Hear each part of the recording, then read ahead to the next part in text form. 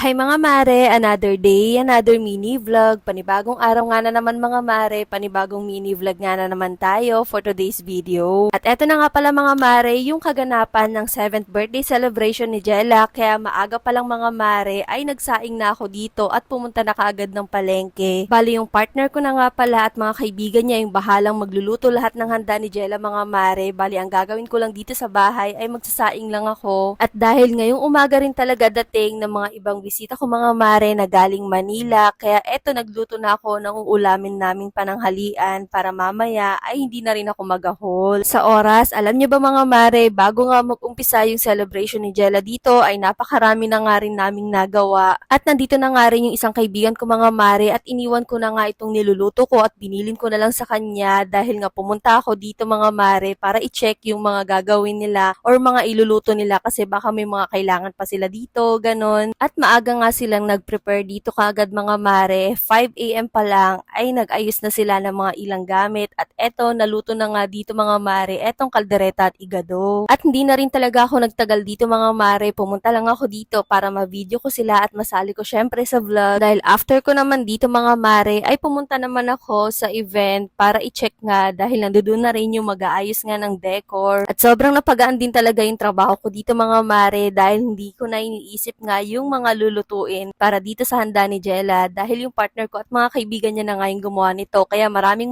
salamat po sa inyong lahat. At hindi ko na nga na video yung mga ibang kaganapan dito mga mare dahil nagagahol na rin talaga ako sa oras at etong si Jella nga ay pinaayos ko na lang sa kapatid ko. At hindi ko na rin talaga pinamakeup si Jella dito mga mare dahil gusto ko maging natural lang yung itsura niya since bata pa naman siya. Kaya sabi ko sa kapatid ko kahit yung buhok na nga lang din niya ang ayusin niya. At eto na nga yung setups ni Jella mga mare kaya 2 PM pa lang ay papunta na kami sa venue dahil 2 PM talaga yung nilagay ko sa invitation. At sakto lang din talaga mga mare dahil before 2 PM ay natapos na rin magluto nga yung partner ko dito at mga kaibigan niya. Kaya naman naiayos na rin nila yung food at habang naghihintay nga ng ibang bisita dito mga mare, dito sa kabilang side ay pwedeng magpa-face paint yung mga bata at dahil ito rin talaga yung isang hiling ni Jella mga mare para sa birthday niya. Kaya nung medyo marami ng bisita mga mare, eto pumunta na kami dito at nag-start na nga yung event. Alam niyo ba mga mare, nung time na ito, grabe talaga yung sumpong ni Jella. Akala ko nga mga mare, tuloy-tuloy na siyang maglalakad dito kasama itong pamangkin ko. Pero ang ending mga mare ay kasama na rin akong naglakad. At nung nag-umpisa na nga syempre sa prayer itong event at bago nga simulan ay nagpa-games nga muna itong host ko mga mare. At etong host ko pala mga mare ay kinuha ko na rin. Bali magka-clown siya after ng event dahil since pambata nga na party ito mga mare dahil alam ko namang nag-enjoy talaga ang mga bata kahit ang mga adult dahil na-realize ko mga mare sa mga gantong event, isa talaga sa magdadala sa event ninyo ay yung host ninyo. Kaya lahat ng mga bisita ko mga mare ay buong atensyon na nasa host. Kaya kung magpapa-birthday party kayo sa mga anak ninyo mga mare, mas maganda talaga na mag-invest kayo ng mas magandang host para mas maging maganda rin kalabasan yung party ninyo. At eto na rin yung time nga mga mare na nagbibigay na sila ng gift kay Jella at gusto ko rin magpasalamat talaga sa lahat-lahat ng mga pumunta at alam ko mga mare, hindi ko ina-expect na ganito karami talaga yung pupunta. Pero sobrang na-appreciate ko, lalo na sa mga kaibigan ko at sa mga ninang ni Jella na galing pang Manila para pumunta dito sa 7th birthday ni Jella. At sa mga kaibigan ko rin na nag-take ng day off para lang makapunta dito sa birthday ni Jella, maraming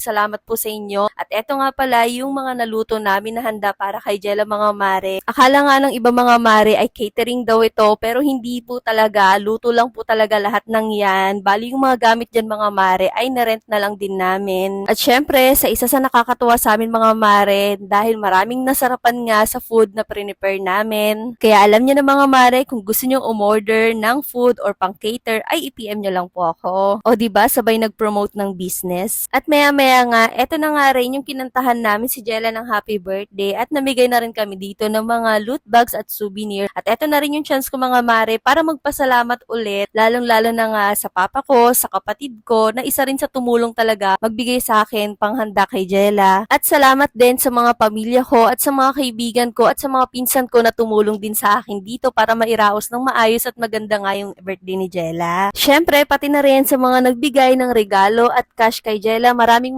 salamat po talaga. O siya, hanggang dito na lang muna mga mare. Ito watching